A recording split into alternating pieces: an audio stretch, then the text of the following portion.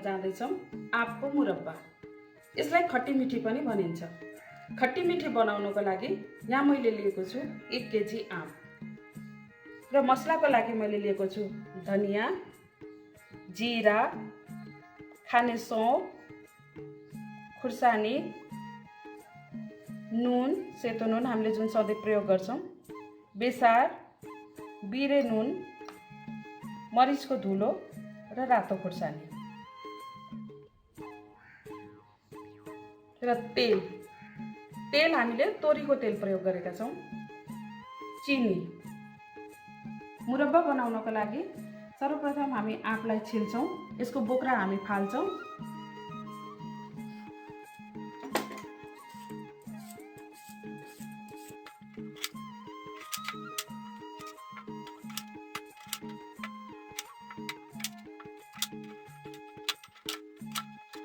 आँप काटिसकेको छ।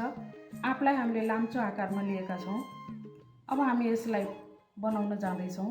यसलाई बनाउनु भन्दा पहिला हामीले मसला तयार गर्नुपर्ने हुन्छ। मसला तयार गर्नको लागि मैले जीरा, धनिया र खुर्सानीलाई एकै ठाउँमा गरेर रोस्ट गर्दैछु। हाम्रो कराही तातिसकेको छ, यसलाई राख्दैछु।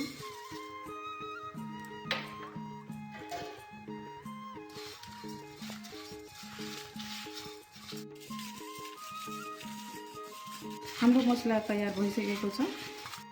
अब हामी यसलाई पकाउन जाँदैछौँ। सर्वप्रथम मैले राखेँ तेल,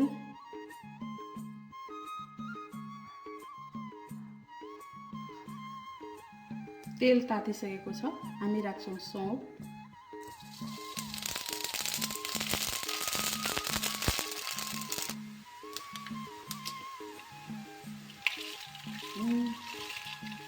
चिनी,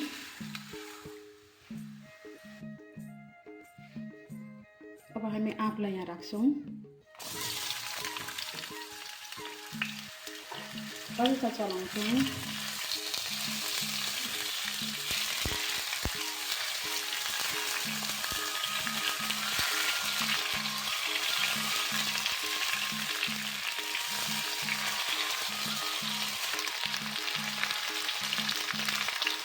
हामी यसमा थप्छौँ चिनी,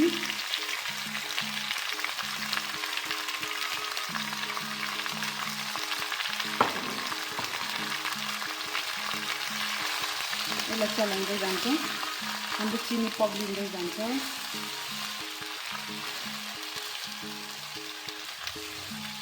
चिनीमा पग्लिँदासम्म हामी यसलाई चलाइराख्छौँ।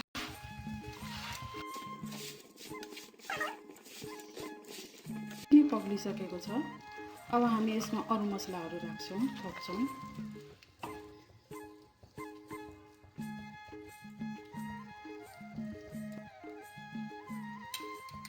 यहाँ मैले थोरै राखेँ नुन,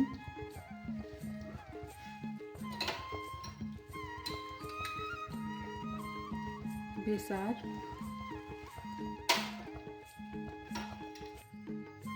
खुर्सानीको धुलो। खुर्सानीको धुलो हामी कलरको लागि राख्छौँ। अघि हामीले रोस्ट गरिराखेको मसलालाई हामीले ग्राइन्ड गरिसकेका छौँ। अब यसलाई पनि हामी यही राख्छौँ।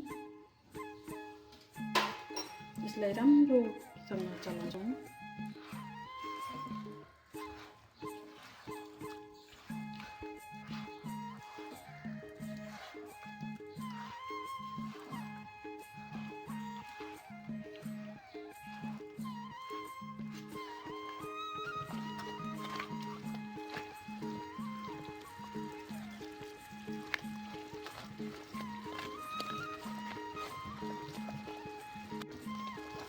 अब मुरब्बा लगभग पाक्नलाई तयार भइसकेको छ। हामी यसमा अझै बिरे नुन,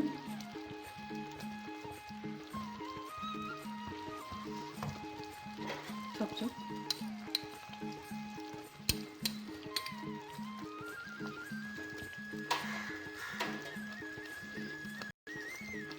मरिचको धुलो थप्छौँ। हामीले बिरे नुन पहिला किन नराखेको भने आँपले पानी छोड्छ र यो अचार धेरै समय राख्न नमिल्ने हुन्छ। यदि हामीले यसरी अन्तिममा राख्यौँ भने यो अचार धेरै समयसम्म राख्न सकिने हुन्छ।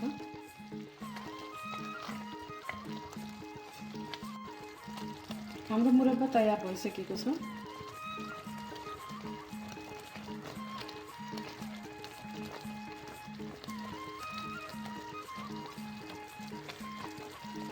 आँपमा यस्तो फोका परेको छ।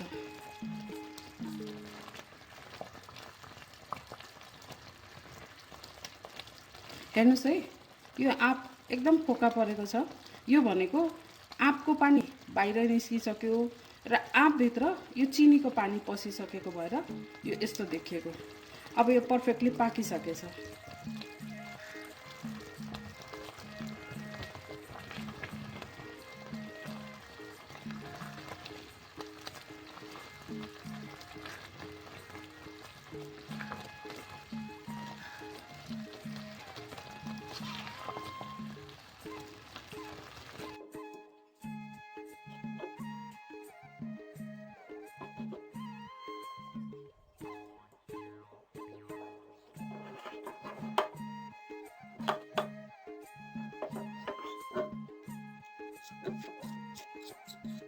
हाम्रो मुरब्बा अब सर्भ गर्नको लागि रेडी छ।